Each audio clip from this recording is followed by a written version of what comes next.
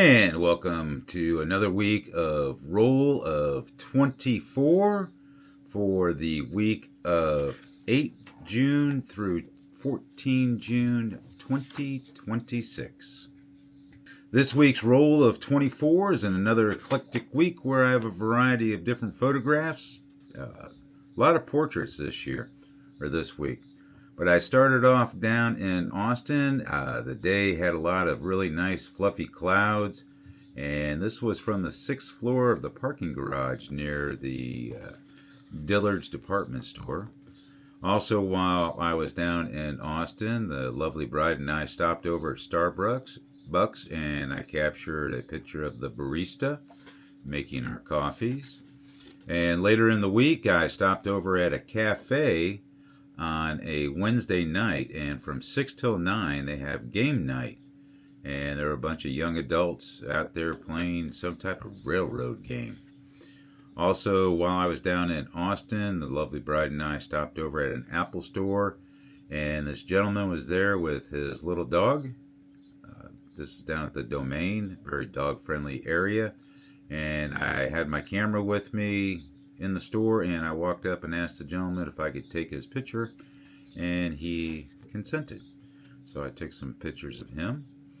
And Charlie and I went out and captured the full moon rising. And no, not full moon. We were going out to shoot the galactic core out at a town probably about 10 miles west of Lomita. And one of the cameras, the R5, was set up for a star trail, and I captured this star trail image. And I finished up the week over at a Purser dog park, family park, over in a town called Harker Heights. And this town has a disc golf course at the park. And this young man was out there practicing his disc golf. And these first 6 pictures 1 through 6, are taken out at a park called Carl Levins Park over at Harker Heights. And it was just interesting this day. There were very few females, but there were a lot of males throughout the park, and I captured these various images. And here is one of the first images I caught for the week of 8 through 14 June for a roll of 2024. Charlie and I had just gotten out of the car. I had just taken off my flip-flops and put on my boots for the walking. And as soon as I closed down the back of the car, I looked over, and this gentleman had just sat down on this park bench.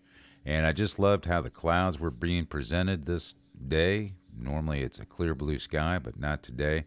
And I just thought it was a very interesting image. And so I captured probably about 10 or 15.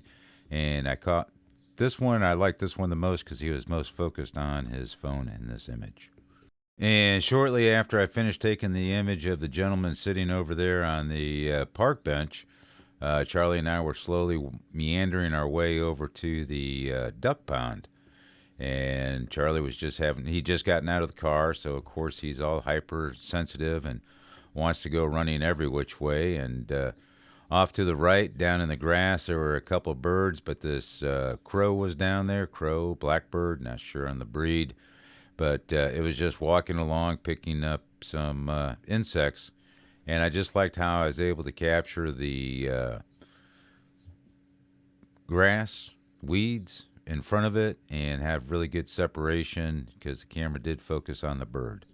So these first 3 images, this one right here, one of the park workers working out there at this Carl Levins Park over here in Harker Heights, Texas, town right over next to me. I hadn't walked maybe 20 feet, so I took the gentleman on the first bench over to the left, then I swung over to the right, captured that crow down in the grass, and just getting Charlie back in position so we can continue forward. Because on the other side of the trash can, you can see at the 1 o'clock position is the duck pond. And this gentleman had just pulled up and got out and started doing some weed whacking. And I just like how I was able to capture this one in motion with his left foot up in the air. And all of these images, I use the Canon EOS R5 Mark II with the 100 to 500. And so I cleared the area where the gentleman was weed whacking, and walked maybe just a few more feet and saw this gentleman standing over there in this pose over by a spillway that goes into the duck pond out here at the park. And I just like how he was just posing. He'd stand the position he's in, then he was looking forward.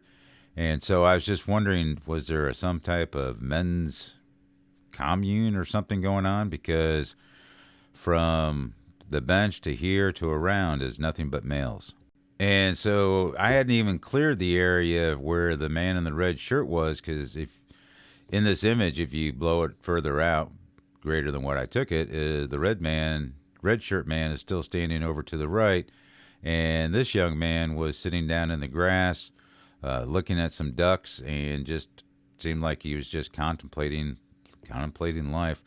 I just loved how this was framed in between the two bars, and the spackle of light that comes in at the 1 o'clock position, and the sunbeams are off on the left-hand side down there between 8 and 9, highlighting the reeds that are surrounding the duck pond. So, really interesting. And Charlie had been doing really good so far, and we walked around this area, and there was this little intermittent stream right here. So I let Charlie go down and frolic around in the water for a few minutes while I was scanning the park to see where else and what else to photograph that day. So he had a ball. And as I said previously, and I'll say again, there was just nothing but males until I got all the way near the end where the playground was at. And there were several females over there with their young kids. But the rest of the park, which is quite large, started with the man on the bench, the groundskeeper, the red shirt, the guy in the hoodie, and then this gentleman sitting up underneath a shelter. And once again, it looks like he's talking into a cell phone because he has that cable, something up near his mouth, but he looks like he's laughing at something. And I converted this one to black and white because everything else was meh for color. So when it's meh, go black and white. So that's what I did. So after Charlie and I finished up over there at the Carl Levins Park in Harker Heights, we went over to another park called Purser's. Well, it's where the Purser's Dog Park is at. And I wanted to take Charlie over there so he could run around with some dogs. And so we did that for about an hour. He ran around with himself because I think there was only 2 other dogs that showed up. And they really didn't, Charlie didn't want to have anything to do with them. And they didn't want to have anything to do with Charlie. So really wasn't that fun. So I picked up Charlie and we decided to go for a walk, and never walked around this park. And I still haven't finished walking around this park, but I did stop and capture this picture of the 13th hole. Now, I don't know how he does it, but Charlie finds all the little water holes that there are. Once again, this is just a little intermittent stream. The water was actually running some, but not very fast, and Charlie was thirsty, and so I was like, okay, you want to go out and play. And after Charlie finally got out of the water, he was in there for about 10 minutes. Anyways, I turned around, and I was trying to determine, okay, do I want to keep... I'd probably been about half mile into this park, and like I said, I've never walked around this park before. And I just turned around, and this young man was walking by, and I asked him, so what's the deal here? And talked about I call it frisbee golf. Its technical term is disc golf.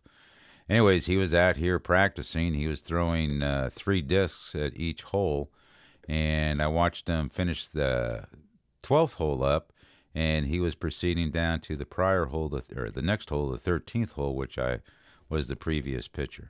And welcome to Roll of 24. Today is Tuesday, the 9th of June, 2026, and we are out here west of Lomita before San Saba, and we're out here to try and initially we're going to be shooting the blue hour photo with this windmill right there. I don't know if the cows are going to be staying around or not.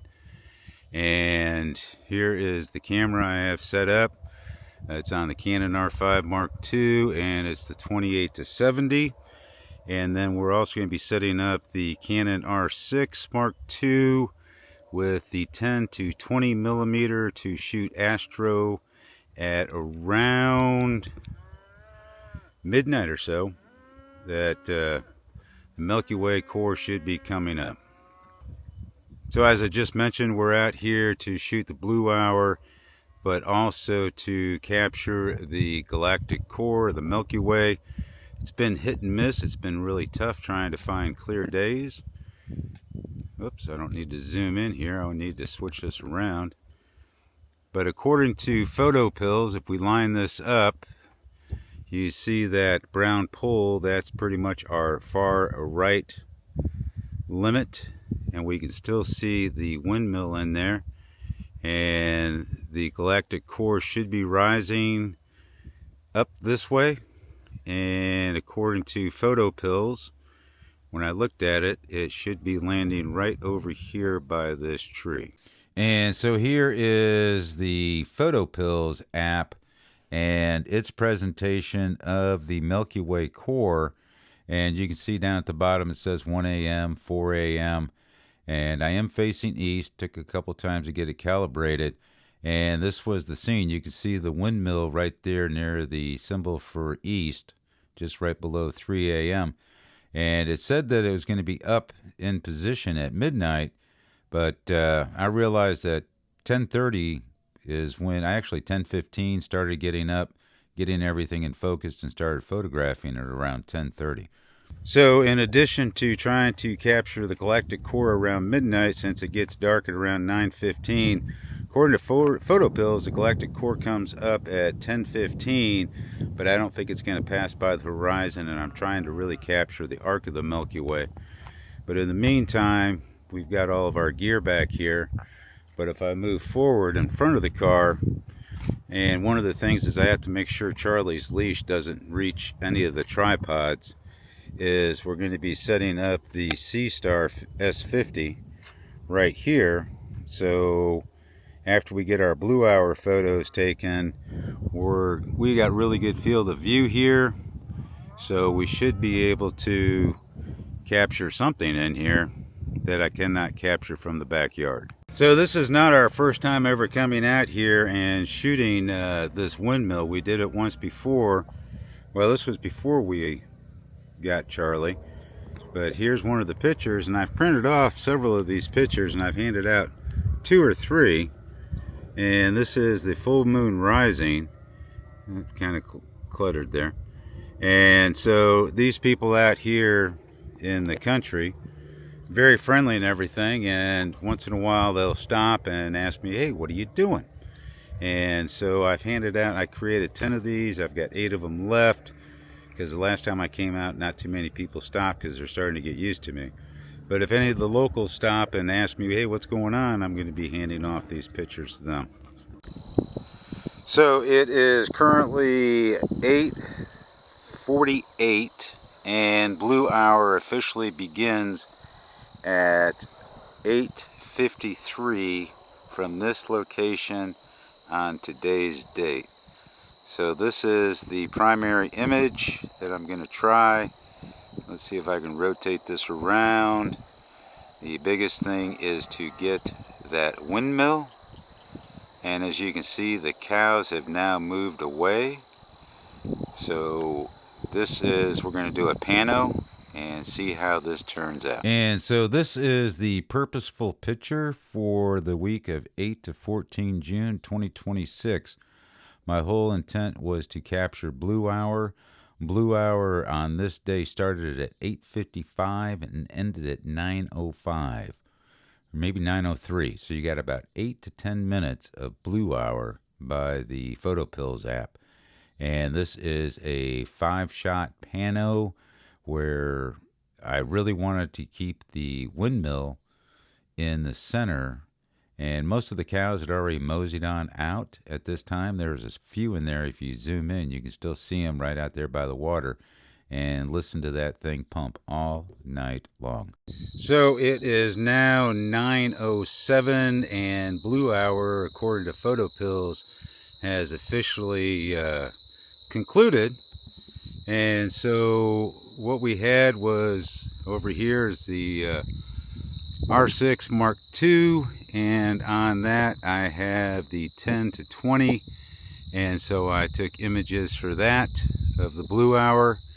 I did not use the R5. I have that set up down here. Let's see if we can get down there.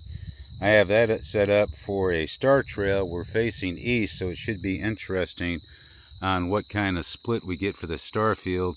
And then here we have the R5 Mark II. I used the 28 to 70, had it at 28. And now we're getting ready to switch out that lens over to the RF14 in preparation for the Milky Way that shows up in about 3 hours at 12 o'clock. PhotoPill said that the core of the Milky Way shows up at 10:15, but because of the horizon and everything, I don't think it's going to be very visible. But starting around, probably 10:45, 11 o'clock, we'll see what kind of light we have from the nearby town. It's about 8 miles away, small town of Alameda, and we'll see what we get. Oh, and now it's time to go set up the C-Star S50.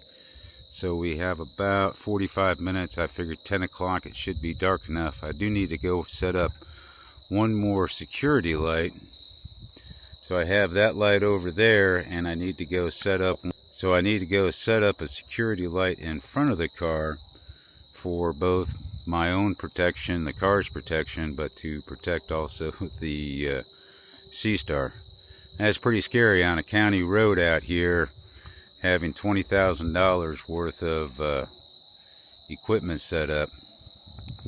And yeah, it's a 2-lane road, but I've had 18-wheelers come down here, and because of the current rain we had, I really didn't pull that far off the side of the road like I have in the past.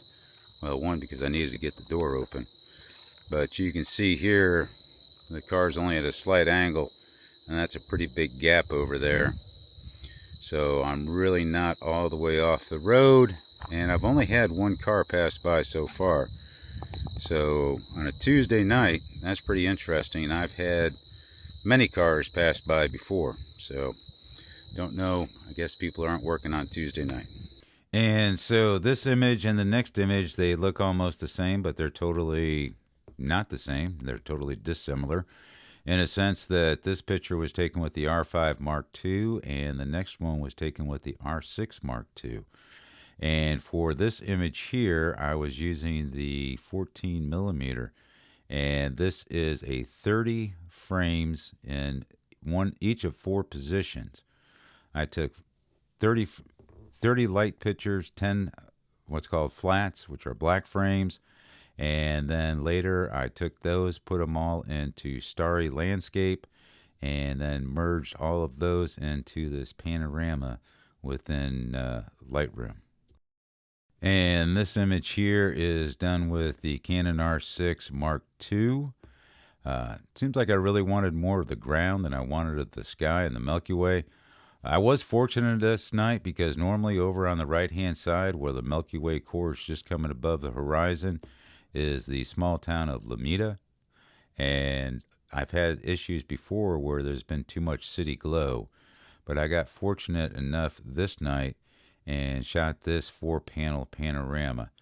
And I was at 1.4. I was using the 10 to 20. I was at 10 millimeters, all the way wide open. I wanted to really see how well this captured the Milky Way arc.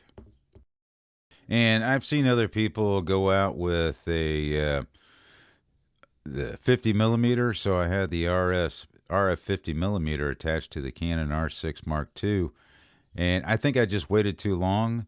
If I'm going to shoot the Milky Way with a 50 millimeter, I need to capture it earlier. You can see there's really there's a faint image of a part of the Milky Way up there at the very top. And I think in the future that if I'm going to try and practice with a 50 mil or 45 or 30, that I need to do that at the very beginning. And because the Milky Way, it moves pretty quick, so once you lose the horizon, like here where the watermill is at, then you can't, that's it, you're done for the night. So as I mentioned in the intro and earlier, I used the R5 to capture a star trail, and I was facing pretty much due east. You can kind of see the lights of the town of Limita over there on the far right hand side. They're more prevalent here because this is a 30-second exposure. And you can just see right above the light where the stars are starting to veer off to the right and where the ones on the left are closer to Polaris. And this turned out really interesting. So I'm not sure. I think at one point, because I hit my car alarm and all my lights started flashing red, that's how I ended up with this color inside the grass. I did not do this. And here is the Whirlpool Galaxy that I captured with the C-Star S50 that I mentioned that I had in the front of the vehicle. And I was hoping to catch something different and unique, but I've come to find out, and I've tried several different times off my back porch, that during the summer in Texas, there's not a whole lot of galactic images that I can capture off my deck. And I think I was at like plus 53 just to capture the Whirlpool Galaxy. And nothing else was really going to rise until 2 or 3 in the morning. And I was not willing to go out there, stay out there that long in the evening. So on June 12th, Lovely Bride and I went down to Austin to do some shopping and just some walking and get out of the house for a day. And just beautiful clouds the whole trip down. Just big, fluffy, those kind of clouds that when you're a kid sitting out there in the yard, laying down, you're finding all the different animal shapes and everything. And so as we were driving down, of course, I brought some cameras with me, and I dropped Lovely Bride off on the third floor at Dillard's so she could do some shopping. And I went up to the sixth floor of this parking garage and took several skyline images. And I was just really focused on the clouds and not the buildings per se because of the thick haze around Austin. And so this image is 15A. I call it a etching, etch-a-sketch or something from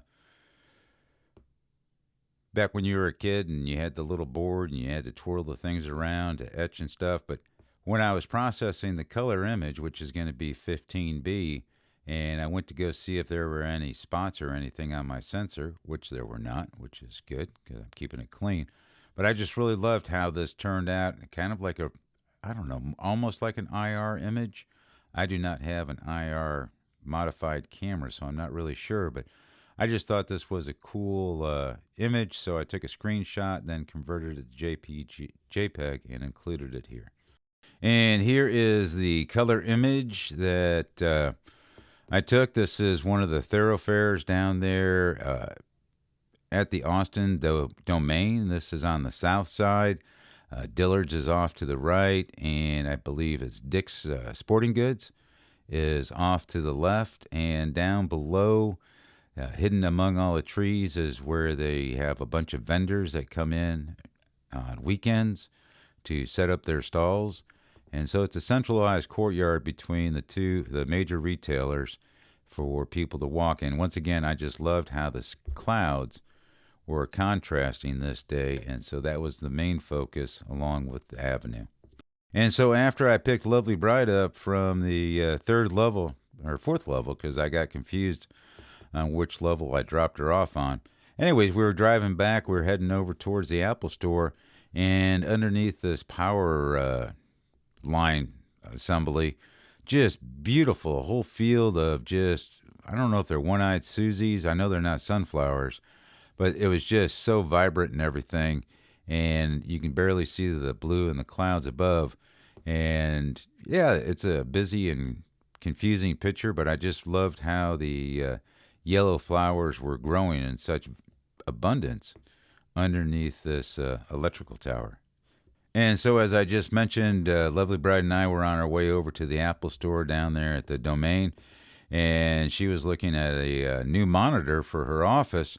And so I'm just looking around the store, and I saw this gentleman over there with this dog, and just so well behaved and everything. And so I was like, all right, time to be an extrovert. Let's go over, introduce ourselves, and ask him if I could take his pictures. And he looked at me and he's like, okay.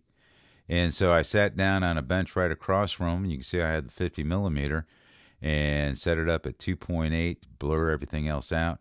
And I just loved how this one with the dog looking up and him looking down at the dog. And so after we finished up over at the Apple store right across the street, and about three stores down is a Starbucks, and we wanted some coffee before we hit the hour and a half drive back north to our house.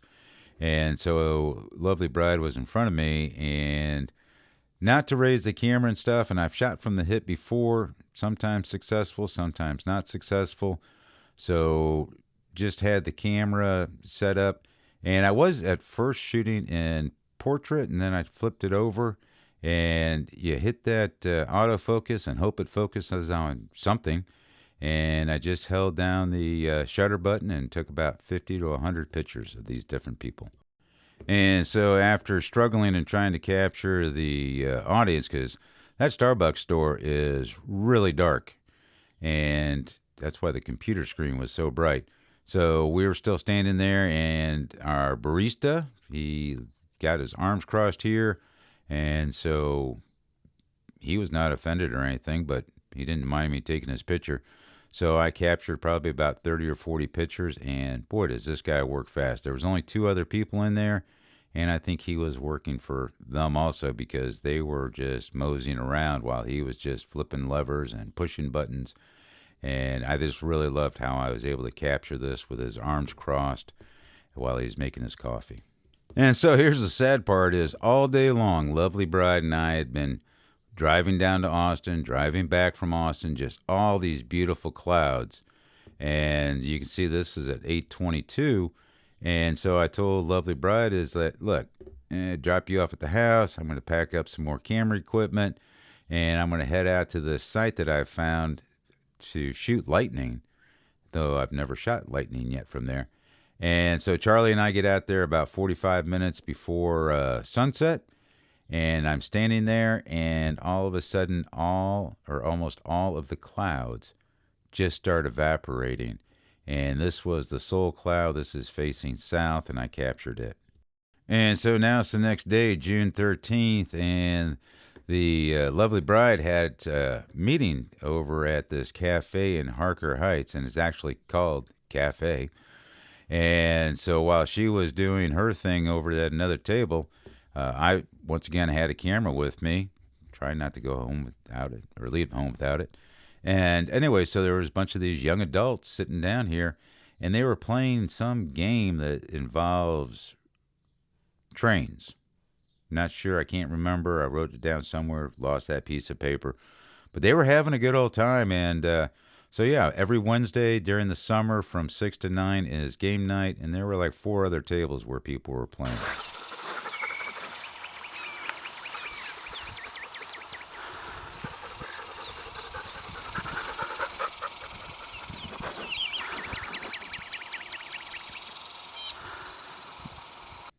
So this is the earlier morning of June 13th.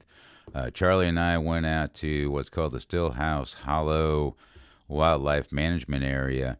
We spent 3.5 hours, and I captured that video that you just saw, which is one of the birds that I already have, and this bird here, and a painted bunting, which is going to come up next. What I love, though, was on this scene, I just love how this dove framed itself within this dead tree. And once again, I don't know about leading lines. I just liked how the bird was framed, and I didn't just have a bird on a stick, but included the environment. And here is the image of the painted bunting. I actually had to look this up in the internet using Google. And because we don't have these, this location is probably 15, 20 miles away from my house, but we never have this colorful bird fly into our yard.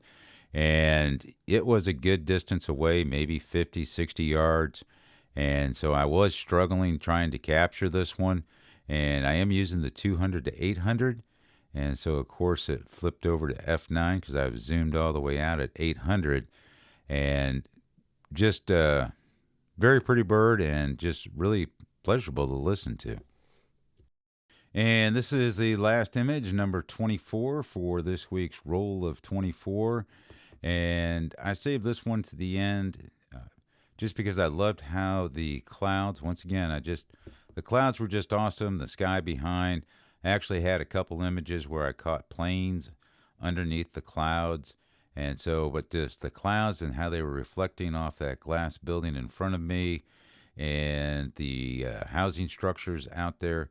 But overall, just a really pretty picture for me. Yeah, they're man-made subjects, but that's why this is called John Eclectic Photo Time Adventure, is because everything and anything really interests me to photograph. So, thank you.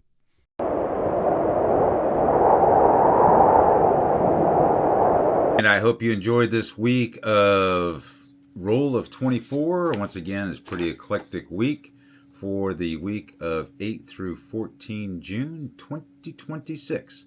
I hope you enjoyed this presentation. Please consider subscribing and hit that like button. I'd really appreciate it.